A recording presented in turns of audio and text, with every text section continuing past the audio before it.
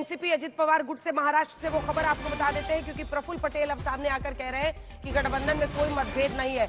ये बात गठबंधन में मतभेद की नहीं थी, राज्य मंत्री स्वतंत्र प्रभार बनने से मना कर दिया।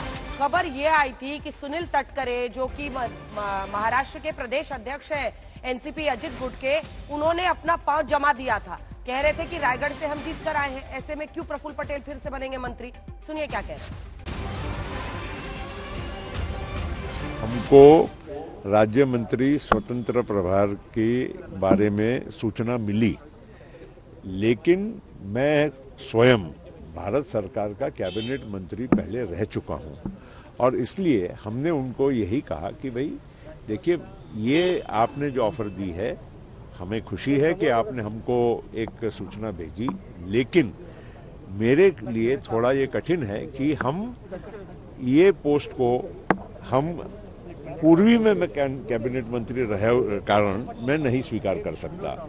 इसमें कोई ऐसा मतभेद नहीं है, कोई मतलब जो भी कोई अटकलें लगाई जा रही, ऐसी कोई भी बात नहीं है। सब कुशल है, सब ठीक है और हमको ये भी कहा गया है कि कुछ दिनों की आप राह देखिए, हम इसको दुरुस्त करेंगे। लेकिन आज के आज हमारे लिए भी ये संभव इसलिए नहीं है कि और पार्टीज के लिए भी हमने जो बात की है, निकट लगाए हैं, इंक्लूडिंग महाराष्ट्र में शिवसेना जो है, जिनके साथ एमपी चुनकर आए हैं, उनके साथ भी जो हम लोगों ने निकट लगाए, उसके हिसाब से आप प्लीज आज के आज इसको इंसिस्ट मत करिए। लेकिन सभी को पता है, पूरे देश को पता है, प्रफुल्ल पटेल साहब उन्होंने कैबिनेट मिनिस्टर के नाते बहुत दफा सेंट्रल में काम किया है और कैबिनेट मिनिस्टर होते हुए फिर इंडिपेंडेंट चार्ज लेना हमें ठीक नहीं लगा। इसीलिए हमने बताया कि हम रुकने के लिए कुछ दिन के लिए तैयार है, लेकिन हमें कैबिनेट मिनिस्टरशिप चाहिए।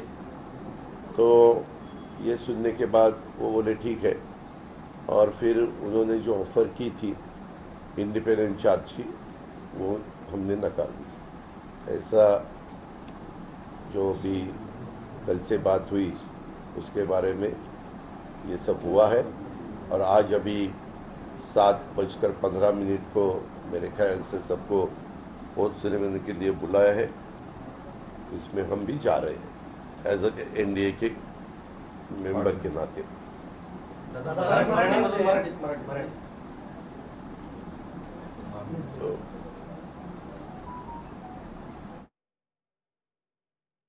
तो ये अजित पवार गुट में जो मतभेद की बात आ रही थी, उसी को लेकर आपने सुना दोनों को। कैबिनेट मंत्री का पद में रह चुका हूं, इसीलिए स्वतंत्र प्रभार वाला राज्य मंत्री रहने से फिलहाल प्रफुल्ल पटेल ने कहा कि चर्चा होगी, कुछ आपस में मतभेद नहीं है। और चूंकि गठबंधन के साथियों की चर्चा हो रही है, तो आपको बता दें येरन नायडू के जो बेटे हैं राम मोहन नायडू, वो एक मंत्री होंगे टीडीपी से। टीडीपी से 2 नाम सामने रखे गए हैं। इसी के साथ चंद्रशेखर पेम्मासामी का भी टीडीपी से नाम है, ललन सिंह और रामनाथ ठाकुर ये है जेडीयू की तरफ से। तो इसी के साथ साथ जयंत चौधरी आरएलडी से 2 सांसदों वाले वो बन रहे हैं मंत्री।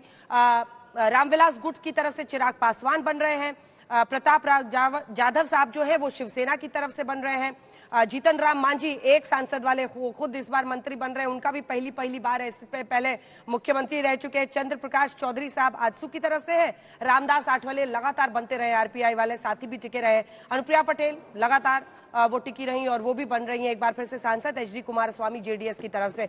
तो ये है पूरा जो मंत्रिमंडल में साथियों को जगह दी गई है, उसकी पूरी लिस्ट 12 लोगों की हमने आपको बता दी है। हमारे तमाम सहयोगी हमारे साथ बने हुए हैं, जिनके साथ हम चर्चा करें। हिमांशु, जल्दी से एक अपडेट आप लोगों से लेते हुए, फिर संजीव झा भी इंतजार कर रहे हैं, अभिषेक झा भी इंतजार कर रहे हैं। हिमांशु, जल्दी से अपडेट लेते हुए, ठीक 7:15 बजे जो मुझे पता है स्वेरिंग इन की शुरुआत हो जाएगी। देखिए, बिल्कुल 7:15 बजे है स्वेरिंग इन की शुरुआत हो जाएगी और उसके बाद राष्ट्रपति आती है और राष्ट्रपति के बाद जो है ये उद्घोषणा की जाती है कि सरकार की कैबिनेट का गठन का कार्यक्रम जो है वो शुरू होगा और उसके बाद एक एक करके नाम बुलाए जाएंगे। सबसे पहले प्रधानमंत्री नरेंद्र मोदी की जो है वो शपथ होगी, उसके बाद रक्षा मंत्री राजनाथ सिंह शपथ लेंगे, फिर जो है अमित शाह जो देश के गृह मंत्री हैं वो शपथ लेंगे। उसके बाद वरिष्ठता के अनुसार जो है एक एक करके कैबिनेट मंत्री शपथ लेंगे।